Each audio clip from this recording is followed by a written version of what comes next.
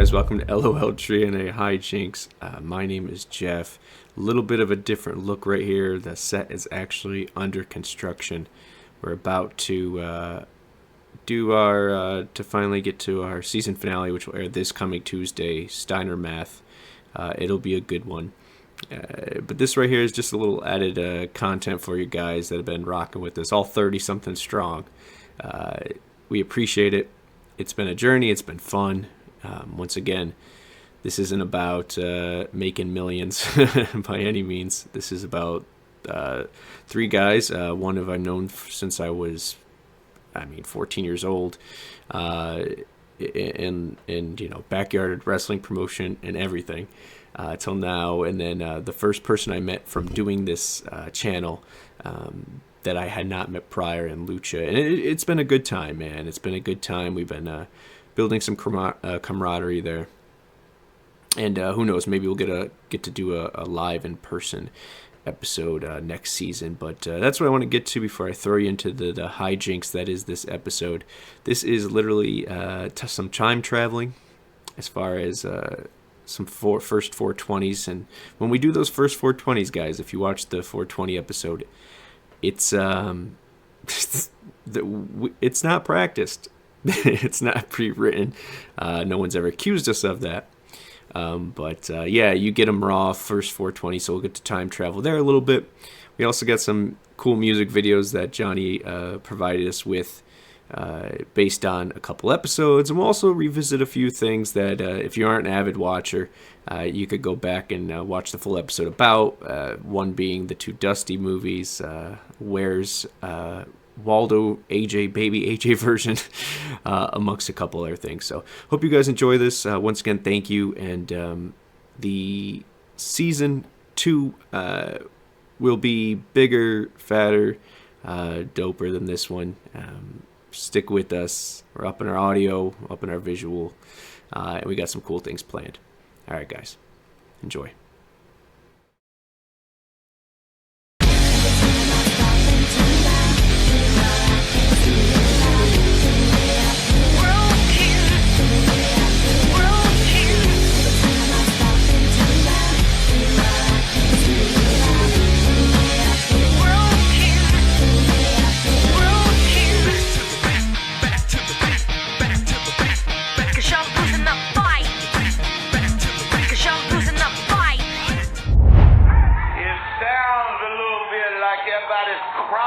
Everybody tonight. That's an understatement, Dream. Russo, are we cross with each other? If we are cross, I need to know, because I like it when I'm crossed with a cancerous man.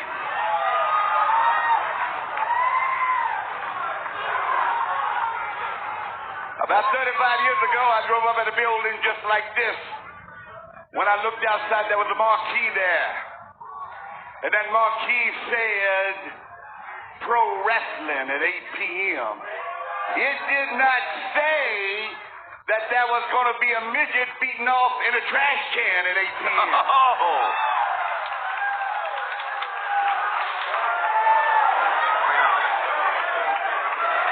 In the words of my good compadre, what a rush that was. Tradition, entertainment. We need entertainment. We need change. We can't lose tradition. I remember in a hotel room after 300 days on the road, looking into a mirror across some cheap-ass dive that I was sitting in, drinking my last cerveza, if you will, watching a black and white television, and looking over at my bag, and the NWA title was sticking out. Right there, I knew wrestling was real. Right there, I knew wrestling was real. You guys in the back, I was asked here tonight by Mr. Jarrett, one of the great promoters of all time. 50 athletes, better listen back there. You have an opportunity tonight. I'm going to draw a line in the sand just like they did at Alamo. I'm going to draw a line in the ring. You got an opportunity opportunity to step up and grab a hold of that lightning bolt. Grab a hold of it before it crashes to the ground. Oh, BG James out to observe. Yeah, you need tradition and you need change. But guys, let me ask you this question. How about Ricky Steamboat wrestling for 1 hour, 300 days a year, 7 days a week? How about Jeff Jarrett last week, 3 men, 30 minutes of pain, blues, and agony? How about that? Or how about a midget beaten off in a trash can? The choice is yours. Lord, I've never been so entertained in all my life. Vince Russo claims to be the new Messiah, the new change. Many people blame him for businesses falling and crumbling to the ground. You have an opportunity back there tonight to stand up, make a choice, cross this line in the stand, make yourself something, work to be world heavyweight wrestling champion, not that midget beaten off in a trash can.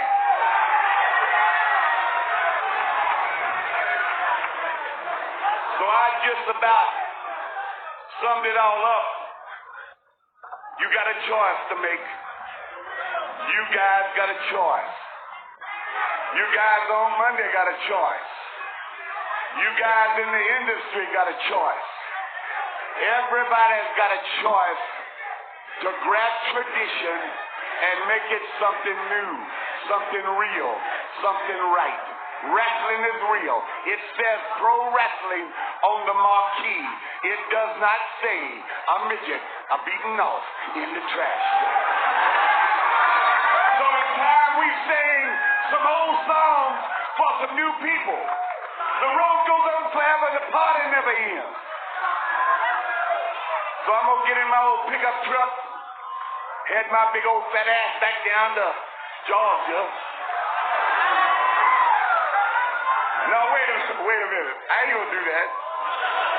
I got a six-pack, so I got to get myself worked up a little bit. You know what I'm talking about? Like, not that there's an argument over it whatsoever. When people say, what's the belt that makes you think, like, what's your favorite heavyweight? Like, it's the big gold belt. I never liked that one. But hated that one. I don't like gold on gold, and, like, I like color. I hated the wings at the top. I think they look cheap. But when I was watching this back, I saw Sting holding it. And I was like, oh, that thing's actually nicer than I remembered. That is a beautiful belt. In retrospect, I guess. But on Sting and Kurt, it looked the best on them too. Who else? I'm guessing Sting, Kurt, Joe, AJ, Foley. Oh yes, Foley. And this was the belt that Jeff won. Jeff was the last one to hold it officially. Eric Young was the last one to hold it unofficially. Oh yeah, he found it in the trash can. Right? He found it in the trash can, I think. That sounds. Yeah. I mean, he found some title there. Yeah. But yeah, and this became a part of his TV title bundle, along with the actual TV title. That's right. Eric Young was the first champ. Well, actually, no. Kurt Angle was. AJ was. His wife killed it though. That episode that you made us watch. Eric Young's wife, ODB. Oh yeah. Speaking of Sting with the TNA belt as he comes out non-face painted. Oh yeah. Man, ODB killed it, bro. I forgot how old school old school ODB. Yeah, there you go. Hit, man. That shit was funny. You get the generic version nowadays, but man. PC ODB, which is the shits. The what? PC ODB? That's pretty much what you get in today, when she does modern. Like it's PC ODB. I haven't seen her recently, but does she even refer to her? She still does back anymore. Yeah, she still does. I mean, she only comes by once in a while, so it's not like we She get to see doesn't her. let us know how she's feeling in terms of whether or not she's horny. Doesn't do that. Yeah, not as much as in that video. What was the other thing? She called Big Tilly. She's like, "Oh, you come here with that stud." Punk man or something. Yeah. King Kong, Godzilla, Oh, some racist shit. wait, was she the one that said that, or was Steiner? It was her. Yeah, it was her. Fuck Steiner said. Steiner said some shit. Yeah, they all said some shit, man. Awesome Kong was breaking. That's why her hair was down, by the way. If you watch that was one of the things I wanted to point out. She always had her hair down, but like you could see her like then looking at Booker T and Kevin Nash. It broke her. You could tell. Because they can hear the commentary. Because they could hear the commentary. Yeah, Gorilla. Yeah, what do you think about that one? Yeah. What do you think? Oh.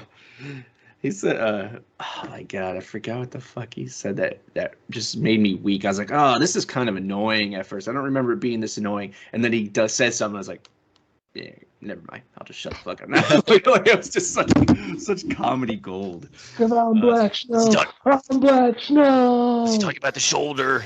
That broken shoulder. He said, damn, I forgot what it was. But what I do remember about Booker T around this time, I'll use that as a transition before we somehow get back to ODB. Yeah. Time traveling. So this was, I saw Norfolk, Virginia SCO pop up as an advertisement. We were at that show. Mm-hmm. Now, were we together? I don't know. I went with McCoy and I think Case. But I don't know if you were on the tail end of that group or you had other seats. Because I was front row, right near the. Okay. No, I was definitely not front row. Oh, and I got into it with Steiner at that show. Wait, what happened? You say something about Shoney? Get my bridge! What am I doing? We're not time traveling. This isn't even nighttime. I'm not in a dark room. It is 4:20. Should have pre-planned this better. But my point was, I'm gonna peel back the curtain a little bit, tell a little story here. So maybe intertwine a little bit of now and then throughout this episode. I'm not sure, to be honest. Point is, what you're about to see is the next 420. I'm not sure if we're planning the Claire Lynch episode or if we're shooting the shit before we're doing the Claire Lynch.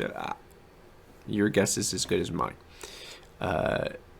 But about 20 seconds in, I'm going to cut away to what was the intro for After Dark Side of the Ring, the Claire Lynch story. It seemed to have gotten a little bit of buzz on Twitter. If you haven't got to see the episode, it's okay. You can watch these episodes 10 years from now, 10 days from now, and they're just as irrelevant and stupid. Point being, we put this out on a Tuesday. The Wednesday right after on Dynamite, they parodied it as well. Some say coincidence. I say probably coincidence. But I wanted to point that out. All right, enjoy. Yeah. Dark Side of the Nonsense, the Claire Lynch story. So how should we do that? That we got to tell her. You guys, it's your show. Tell the story. It's simple. They'll run through the angle that was going on. I guess as like to kind of get the wheels running.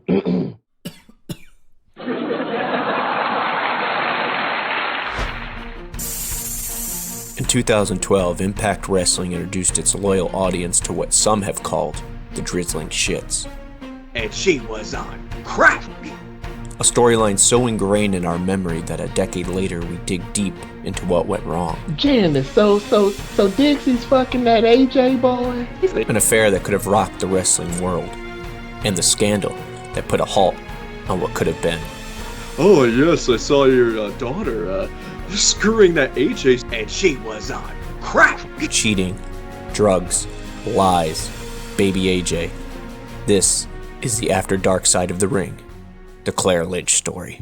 Talk about the shit, the dope shit that was going on around that at the same time. See, that's where I'm time frame is hard for me.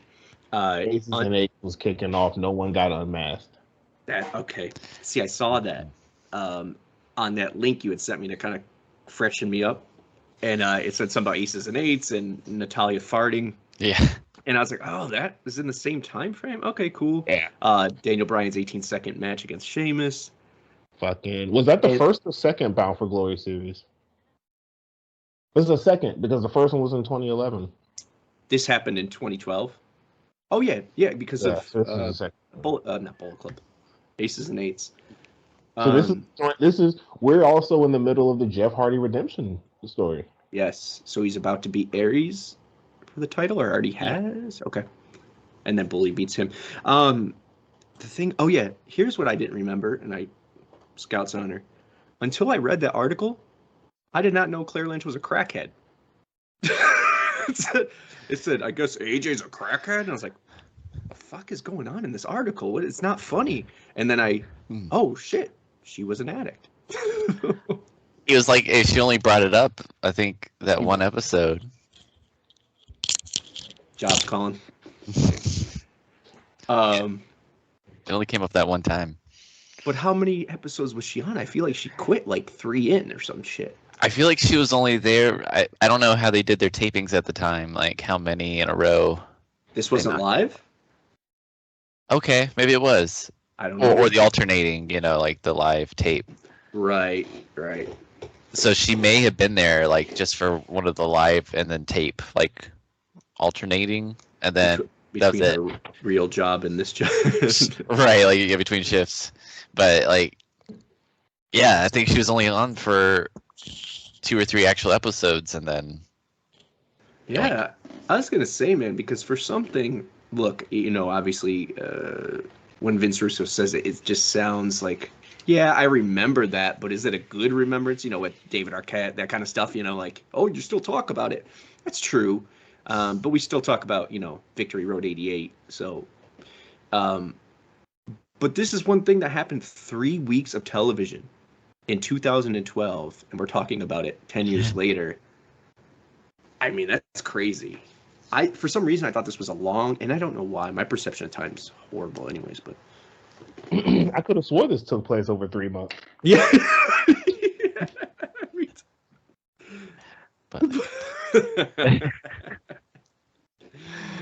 I don't know, actually. That's a good question. If it's Aces and Eights, that means Russo's already gone, because Bischoff and Hogan are definitely in charge by themselves at this point. Was Pritchard there? Or Dutch? Oh, wait. Lagana? Lagana would be there the whole time as far as with Pritchard. Was he like head at that point? No, Pritchard would have been. And I think you're right, because Aries, that segment where he gets caught as a producer walking through live TV, right. Is Aries and Kenny King? Sounds right. No? Does that sound right? That's from the X Division thing you were talking about. Lucha before. And the invitational for the contract. Yes. Like, because Aries had won it the prior year or something, and they had it again, maybe, or maybe I'm mistaken. All I know is Aries had some kind of tryout, and Taz was like, "Oh, look at the spring in his step when he jumps over the rope. I could tell, Mike, he's gonna be good." It's like, all right, cool, and he was right, but.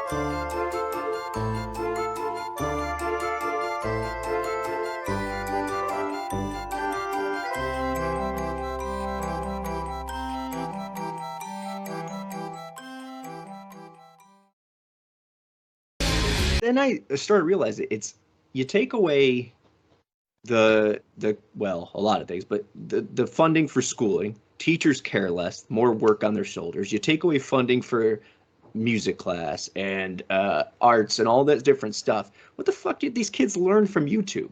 They're not gonna, you know what I mean? They have no one to.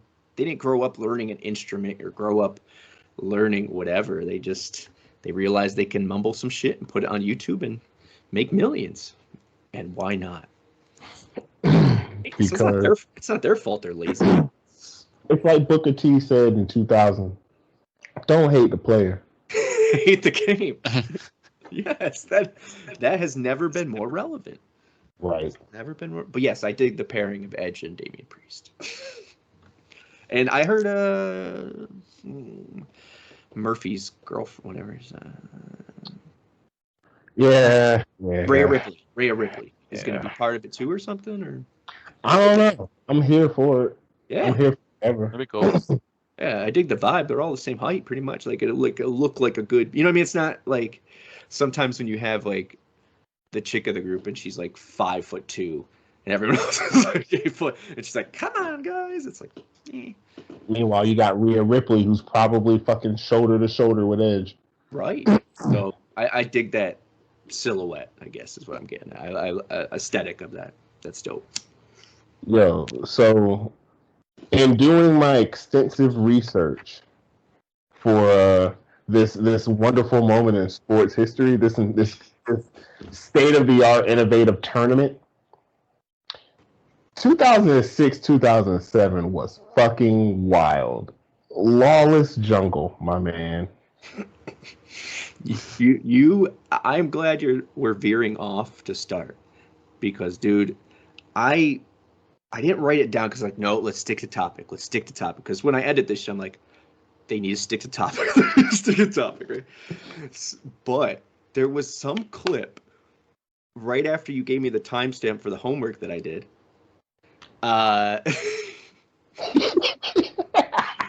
And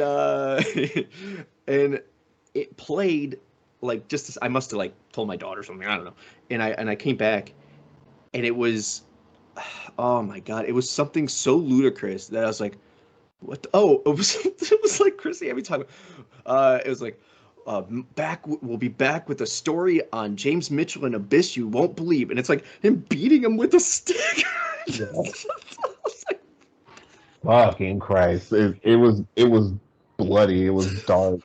It was raunchy. It was lawless. Mwah, beautiful. Mm-hmm. And it was 44 minutes. So, do y'all think that Kevin Nash, when they linked him up with the X Division, did y'all think at the time and now that it was a burial job?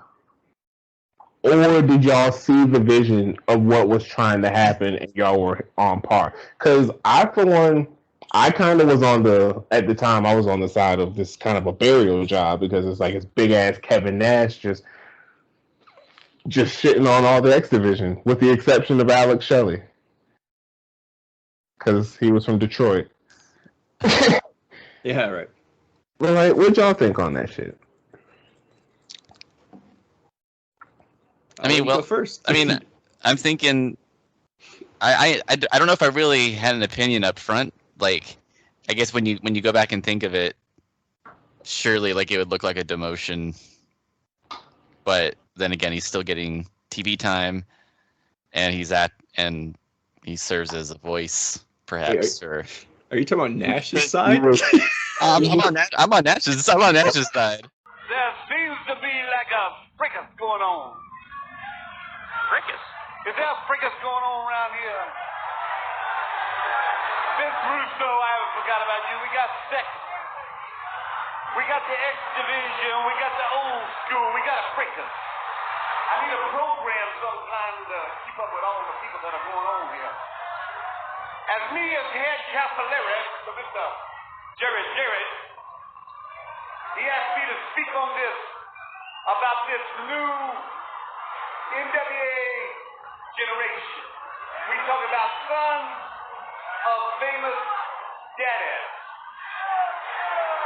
So without further further ado, I want in this ring with the American right now, putting if you will, I want to see David Flair, Brian Lawler, and Eric Watts right now, baby. Well, the Dream is calling out those 3 second generation competitors, the NWA's next generation, so to speak. Well, there comes Lawler and Flair at 2/3 of the package. Flair's holding the belt in his... Yeah. Come on in here, you know. Where's Eric Watts? I don't know. Good question, Mike.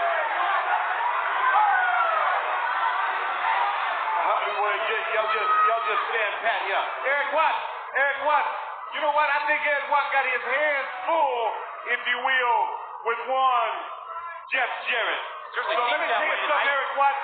You talked about that you were held back. You at the University of Louisville, you were a great football player.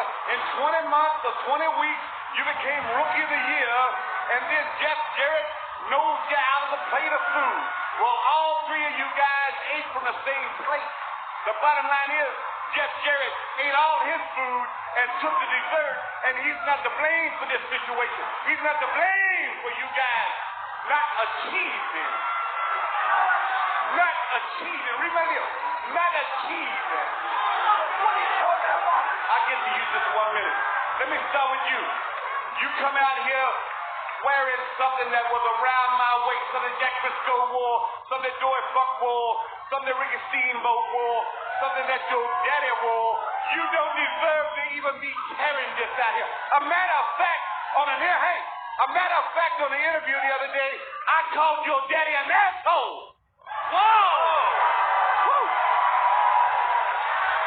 Yeah. Oh, that's all right. Something did rub off on you. Like father, like son. You have become an asshole. Whoa! The Dream is telling it like it is. Brian Lawler. Let's talk about Brian Lawler. Jerry the King Lawler was the king of Memphis, Tennessee. Well, when I was having dinner in Graceland with the real king of Memphis, Tennessee, he said, Dream, let me tell you something. You are undoubtedly the king of the world. Talent you have. Don't blame people for not overachieving. Don't blame anybody but yourself. But I said, look at you guys, got talent. And you've been to the show. You got so much talent. I've seen you do some unbelievable stuff. And you come out here acting like a fool. Oh, you don't want to do that. Don't get naked on me. You know what I'm talking about. You come out here and both of you with all that. Look, I see you do stuff Mama men don't do.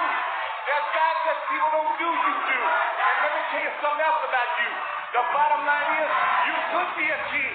You might even be a king someday. You are that good, Brian Lawler. You're that good. Charisma, look at the charisma. Show me charisma. Give a profile. Charisma. Is that charisma? You're that good. You can be king, all right. Yes. Give me 5. Give me a 5. You know what? I'll give you 5. That's whoa! Little respect right there, Mike. Oh, yeah, you can be king of these nuts. You know?